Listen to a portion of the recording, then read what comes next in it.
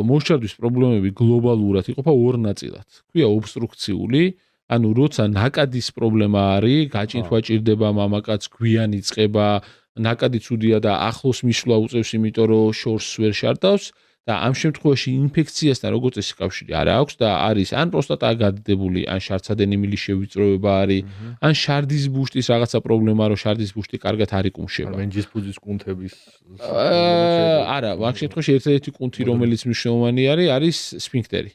არსებობს ესეთი რაღაცა დისსინერგია ქვია, ანუ წესით შარდის ბუშტის კუნთი რო იკუმშება, სფინქტერი უნდა მოდუნდეს, რომ გაატაროს ადვილად. და აი ამ მექანიზმში თუ რაღაც დარღვევა არის, შეიძლება არ მოდუნდეს და ნაკადი ცუდი იყოს და ჭინთვა ჭირდებოდეს. ასევე ამისთვის ძალიან სპეციფიური ნიშანი არის, რომ შუა მუშარდუაში შეიძლება შეწყდეს. ანუ ერთადერთი ეს კუნთი არის.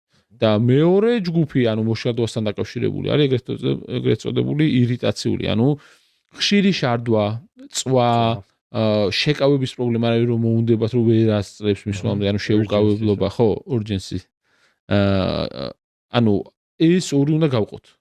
იმიტომ რომ პირდაპირ მიგვითითებს სხვადასხვა მეორეა ბაქტერიული სავარაუდოდ, ხო, აქ უნდა გამორიცხოს. ხო, ბაქტერიული, ანუ ინფექციით გამოწვეული არ იქნება მაგალითად სუსტი ნაკადი. შეიძლება ხშირი შარდვა რო აქვს, მაგიტო ძალიან დიდი ნაკადი არ იყოს, მაგრამ პრობლემა არ აქვს, ანუ ჭინთვა არ ჭირდება, წინაღობა არ აქვს. ძირითადად არის ხოლმე წვა, ხშირი შარდვა და ცხელება. აი ეს სამი არის ინფექციის მიმანიშნებელი.